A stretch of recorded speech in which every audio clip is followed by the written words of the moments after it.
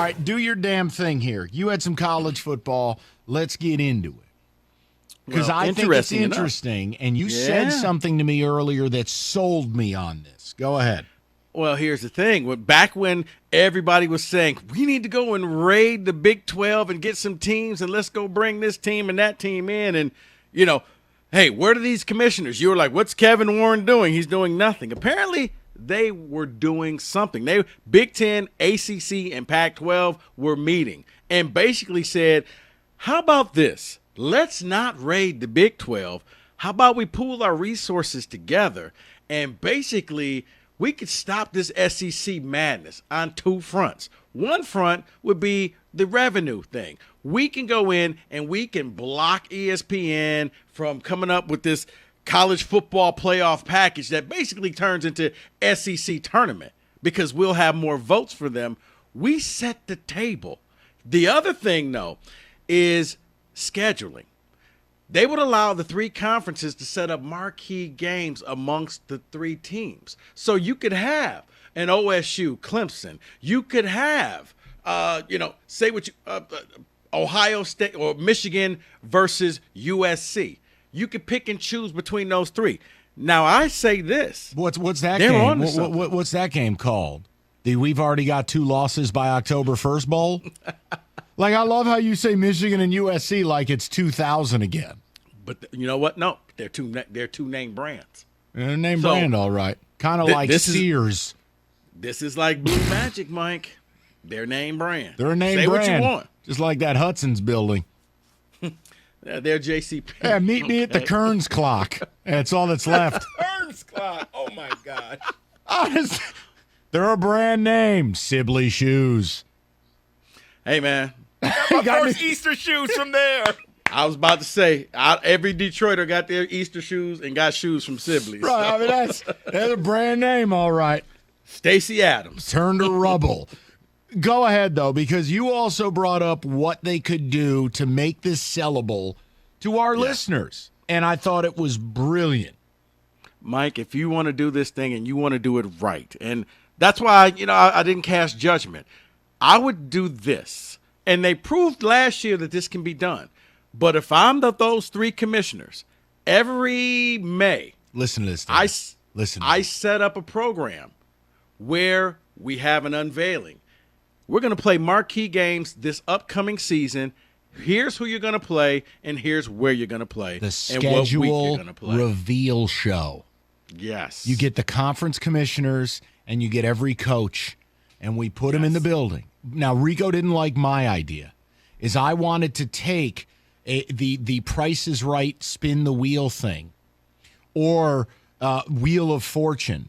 No. And I wanted to spin. I wanted to have the coaches have to walk up there and spin a wheel, and that's how we do the matchups. Rico vetoed me on that. Right, because this way you get at least what we think is a marquee game in the upcoming fall. No one cares about games that are set out 10 years from now. No. Okay, because at this point you're am I going to be alive? And what did last year prove to us? Last year proved you could do it within 72 hours. Right. You could schedule week of if you wanted to. So, Rico's plan, we do spring ball, and at the conclusion of spring football, we do this Justice League schedule review where you see who you're playing from this Justice League. From the three conferences. Right. So, yeah, you could have – right. Yeah. All of a sudden. And next, Dabo Sweeney. And Dabo runs up there in his ill-fitting polo shirt. And he's like, Dadgummit, I want to spin that wheel. You're playing UCLA. It'd be amazing. Right. And make sure to get your pets spayed and neutered. No, you get the marquee matches. Awesome. Right, because everybody's talking about the SEC and the super conference, but now you're taking these three and you're making the best games out there to go along with your conferences. So you don't have to bring in just also-ran teams just because the SEC did this, but you're making your three conference relevant and you're making them stand out, and you're going to combat this because, it's Clemson versus Oregon. But more not going to watch that one? More importantly, is Bob Barker dead? That's a great I don't No, think he's dead. still alive. No. Oh, we He's got not to dead. get He's him just been out there for replaced. the schedule reveal with that tiny little microphone of his. 97 years old. 97? Yeah, that looks like the Tony old school Bennett's TV 95. antenna. He's still singing. Get Bob out there once a year. Yeah, that old school TV antenna. That's what it looked like. That was amazing. But here's my question to the people. 248-539-9797. And this is, there are multiple layers to the onion here. But this news of the conferences banding together with an anti-SEC sentiment and motivation, that's oxygen for most of you guys, right? You guys hate the SEC. You've got those Midwestern sensibilities. And the Big Ten cares about academics, allegedly. The point is this really the way forward? See, I would make a counter argument to this, is that while it is a better move than doing nothing, it's still not the right move. The right move is that all conferences need to come together and understand there are only 4 chairs. And the music's going to stop. So we need to create the 4 super conferences and be done with this. We need to redraw the map, settle on geographical lines, and produce the true Division I of college football. Now, Yeah, much but like our Mike- political counterparts, there's no such thing as a bipartisan effort. It will never happen. So, no, I'm not going to say that Rico's idea is perfect. It's not. It's interesting.